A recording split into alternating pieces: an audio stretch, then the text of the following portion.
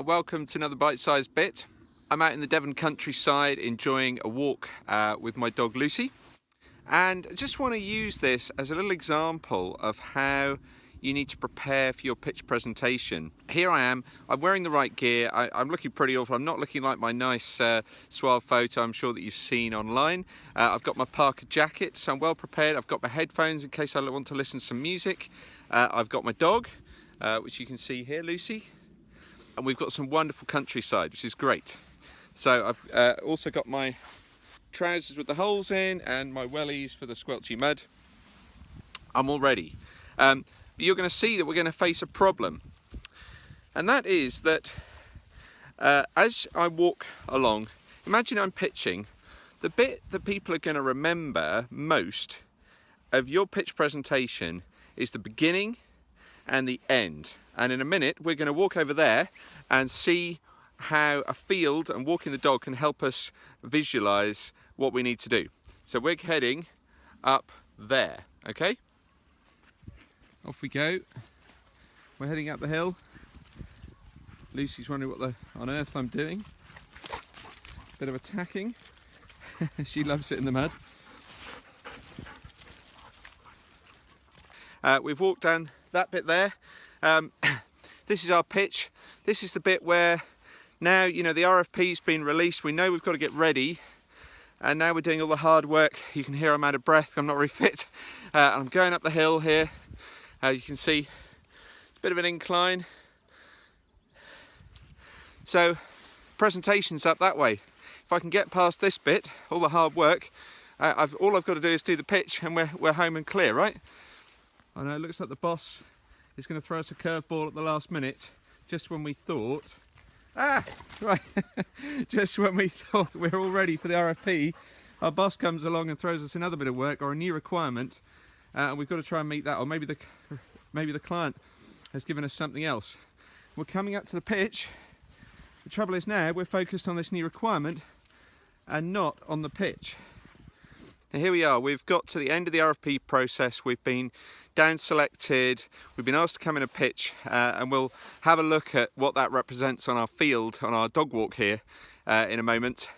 But we're all ready, we think we're ready. Pitch is around the corner, let's take a look. Okay, here we are, we're at the top of the hill. We've gone through the long RFP process.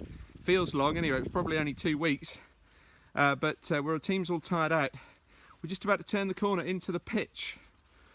Now, the problem is that people see a pitch presentation often as one complete thing, you know, one sort of continuous half hour, and they forget that the bits you remember are the gate at the start and the gate at the end, the start and the beginning and the end of the pitch.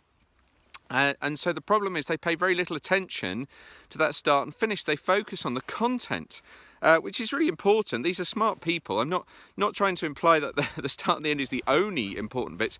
But the problem is, if you focus all on the content, that the start and the end are disproportionately important. And we're going to see why in a moment. Here's why the start and end are disproportionately important. So let's go through. We've been welcomed in. We're going to the start of our presentation. Oh dear. If we start in a really boring, hi, I'm Kevin, and I'd like to talk to you about my wonderful solution, guess how much they care about that? To them, it feels like, oh no, not another guy with a load of set of PowerPoint.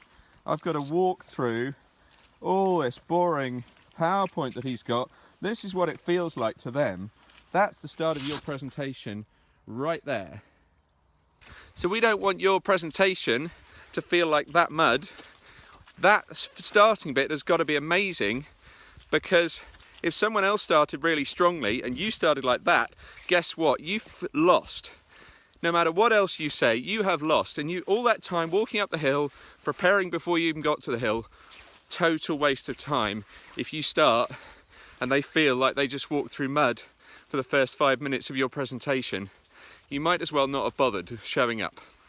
So, when you pitch, make sure you've got something really interesting to start your pitch with, and make sure you've got something pretty cool to finish your presentation with, something that's going to make them remember you. That's a big part of the pitch process as much as anything is just that they've got to remember you. If they can't remember you, how can they choose you? If they're listening to each other talk about the 5 people that presented that day and they can't even remember how yours was different to anyone else's, guess what? You aren't getting picked. So start well, finish well. Of course, do all the middle content bit. I know you'll do that well. That's what you've been focused on, right?